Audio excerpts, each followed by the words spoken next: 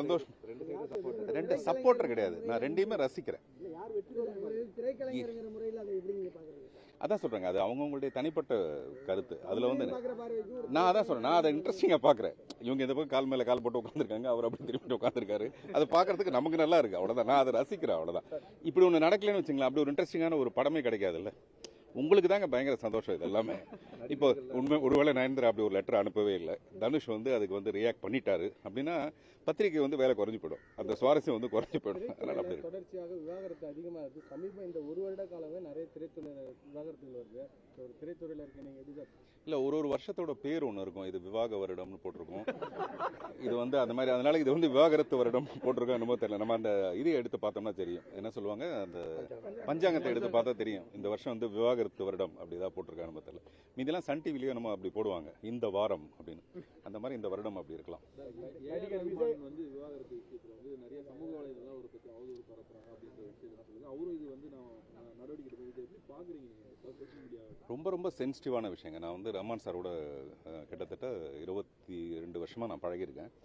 ஒரு purest form, ஒரு அவங்களுடைய மனைவி இப்போ சொல்லியிருக்க மாதிரி, ஒரு gem of a person in the world, உலகத்திலேயே ஒரு சிறந்த மனிதர் அப்படின்னா, அப்படி அவருக்கு வந்து இசை தெரியும், இசை தவிர ஒன்றுமே தெரியாது, மனைவியை தவிர வேறு எதுவுமே தெரியாது. அந்த மாதிரி நீங்கள் நல்லா கவனித்து பார்த்தீங்கன்னா, அவரை பற்றி நெகட்டிவாக பேசினதுக்கு அப்புறமேல நிறைய யூடியூபர்ஸ் அதுக்கு பதில் சொல்லியிருக்காங்க, அப்படி நீங்கள் பேசக்கூடாதுன்னு சொல்லிட்டு. வேறு யாருக்கு இது நடக்கவே நடக்காது. இப்போ அவங்க மனைவியே வந்து மனசுக்கு கஷ்டப்பட்டு அவரை யாரும் துன்புறுத்தி பேசிடாதீங்க, ஏன்னா அவரை மாதிரி ஒரு நல்ல மனிதனை பார்க்க முடியாதுன்னு சொல்லியிருக்காங்க. ஸோ அதனால் இதை விட பெரிய சர்டிஃபிகேட் அவர் கொடுக்க வேண்டிய அவசியமே கிடையாது. அப்புறம் குடும்பம்னா டெஃபினட்டாக நிறைய சென்சிட்டிவான இஷ்யூஸ் இருக்கும், ஈகோ இருக்கும். ஆனால் அதை இவ்வளோ பெருசுப்படுத்திக்கூடாது. நம்ம அவசரமாக எல்லாரும் அது சம்மந்தமான கருத்து சொல்லிட்டோமோன்னு எனக்கு கொஞ்சம் வருத்தமாக இருக்குது. அந்த கருத்து வந்தது கூட நான் காரணம் என்ன நினைக்கிறேன்னா, அந்த 1 மணி நேரத்துக்குள்ளே அந்த இன்னொரு பெண்ணோட விவாகரத்து வந்த உடனே மேபி நமக்கு தான் எப்பவுமே முடிச்சு போகிறது இன்ட்ரெஸ்டிங்காக இருக்கும்ல, அதனால அப்படி ஒரு முடிச்சு போட்டிருப்பாங்க. விஜயோட அரசியல் எப்படி சார் பார்க்குறீங்க? அடுத்த கட்டம் மாநாடு வச்சுட்டாரு, இப்போ அடுத்தடுத்த கட்டங்கள் அறிக்கைகள் ரொம்ப கடுமையாக விடுறாரு. ஒரு திரைத்துறையிலேருந்து போனவர், உங்களோட பார்வை எப்படி சார் இருக்கு? இது வந்து தவிர்க்க முடியாத ஒரு அரசியல்னு நான் பார்க்குறேங்க. இப்போ ரஜினி சார் வரும்போதும் நமக்கு எப்படி இருந்ததுன்னா, ரஜினி சார் வந்து என்ன பண்ணிட போறாரு அப்படின்னு ஒன்று இருந்தது. கமல் சார் வரும்போதும் அப்படி இருந்தது. இப்போ மிஸ்டர் விஜய் வரும்போதும் அது மாதிரியான ஒரு விமர்சனங்கள் இருந்தால் கூட அவருடைய எழுச்சி வந்து ரொம்ப பிரமாதமாக இருக்குது. அது ஃபர்ஸ்ட் மேடையே நமக்கு மேடைன்னு தெரியாத அளவுக்கு ரொம்ப பிரமாதப்படுத்திட்டார் அவர். அடுத்தடுத்த நல்ல முன்னேற்றங்கள் இருக்குது. அகைன் நம்ம என்ன பார்ப்போம்னா, இதெல்லாம் தவிர்க்கவே முடியாது அரசியலில். அப்புறம் அவர் திமுகவை எதிர்க்கிறது தான் சரியான விஷயம். அரசியல்னா இன்னைக்கு யார் ஆட்சியில் இருக்காங்களோ, எம்ஜிஆரும் அதை தான் பண்ணியிருப்பாரு, யார் வந்தாலும் அதை தான் பண்ணுவாங்க. அதனால அவருக்கு வந்து தனிப்பட்ட முறையில் திமுக மேலே வெறுப்புன்றதை மீறி ஆளுங்கட்சியை எதிர்த்தாதான் அவங்க ஒரு ஹீரோவாகவே மாற முடியும். அதுக்கு மாற்றுன்னு தானே அவங்க வரணும். அதனால அது சரியாக தான் இருக்குன்னு நான் நினைக்கிறேன். தவிர்க்க முடியாத ஒரு சக்தியை உருவெடுத்திருக்காருன்னு நினைக்கிறீங்க? தவிர்க்க முடியாத சக்தியாக ஆரம்பிச்சிருக்கு அந்த கழகம். அவருடைய எப்படி அது வந்து வெற்றி தோல்வி எனக்கு தெரியும். அவரோட பயணிக்கிறதுக்கான வாய்ப்பு இல்லை. ஏன்னா நிறைய திரைத்துறையினர் வந்து அவருக்கு ஆதரவு தெரிவிச்சிருக்காங்க.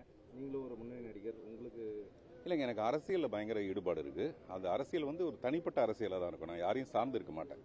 அதனால் நான் என்னைக்காவது ஒரு நாளைக்கு கட்சி ஆரம்பிப்பேனே தவிர, அன்னைக்கு இந்த மாதிரி ஒரு கேள்வி கேட்பீங்களே தவிர, யாரையும் சார்ந்து இருக்காது என்னுடைய அரசியல்.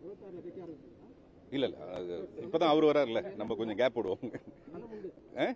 என்ன பண்ணுங்க, என்னுடைய எல்லா படத்துலையும் பார்த்தீங்கன்னா ஒரு அரசியல் இருக்கும். புதிய பாதையிலிருந்து தொடங்கி எல்லா படத்துலையும் ஒரு அரசியல் இருக்கத்தான் செய்யும் எனக்கு படத்தில். அதுவும் வறுமையில் இருக்கிறவங்களுடைய, ஒரு ஏழ்மையில் இருக்கிறவங்களுடைய, அவங்களுடைய குரலுக்காக தான் நான் வந்து நிறைய குரல் கொடுத்துருப்பேன். மறைந்த காளிமுத்துன்னு ஒரு மினிஸ்டர், அவர் கூட சொன்னார், மக்கள் திலகம் எம்ஜிஆரும் உங்கள் படமும் வேற வேற இல்லை, அவருடைய பாணி வேற, உங்களுடைய பாணி வேற. கிட்டத்தட்ட பார்த்தீங்கன்னா எல்லாமே ஒரு ஏழ்மையில் இருக்கிற ஒரு மனிதனை பற்றின கதையாக தான் இருக்கும் அப்படின்ட்டு. ஸோ அதனால் எனக்கும் அரசியல் விருப்பம் இருக்குது, ஆனால் இப்போ இல்லை. சமீபத்தில் பெண் பாதுகாப்பு குறித்து விஜய் ஒரு கருத்து சொல்லியிருக்காரு. பெண்களுக்கு பாதுகாப்பு இல்லை தமிழகத்தில் சொல்லியிருக்காரு. உங்களோட பார்வை? அது அவருடைய கருத்து. எனக்கு வந்து நல்ல பாதுகாப்பு இருக்குன்னு தான் நான் நினைக்கிறேன். பெண்களுக்கு நிறைய பாதுகாப்பு இருக்குங்க. பெண்களுக்கு வந்து முந்தியை விட பாதுகாப்பு தேவைப்படாத அளவுக்கு அவங்க பவர்ஃபுல்லாக இருக்காங்கன்னு நான் நினைக்கிறேன். பெண்களை வந்து நம்மளா எப்போவுமே பாதுகாப்புன்னு சொல்லி நம்ம அவங்கள வீக் ஆக்குறோமோன்னு தோணுது. பெண்கள் வந்து அவ்வளோ வீக்கானவங்க கிடையாது. மென் ஆர் வீக்கர் செக்ஸ்னு ஒரு செய்தி ஒன்று இருக்குது. மென் தான் அந்த மாதிரி ரொம்ப வீக்காக இருப்பான் அவன். ஆனால் பெண்கள் வந்து ரொம்ப பவர்ஃபுல்லானவங்க. நான் பார்த்த என்னுடைய தாயோ என்னுடைய மகளோ எல்லாருமே ரொம்ப ஸ்ட்ராங் அவங்க. அதனால அவங்களுக்கு பாதுகாப்புலாம் தேவையில்லை, அவங்களே பாதுகாத்துக்குவாங்கன்றது என்னுடைய நம்பிக்கை. பெண்களுக்கு பாதுகாப்பு பொதுவாகவே இருக்கு. அதான் சொல்றேங்க, அது எல்லாமே எனக்கு தெரியல. ஒரு காலகட்டத்தில் ஒருத்தர் ஒரு விஷயத்தை பற்றி பேசுகிறோம், அப்புறம் அது மாறிடுது. சரிங்களா? நன்றி, ரொம்ப நன்றி.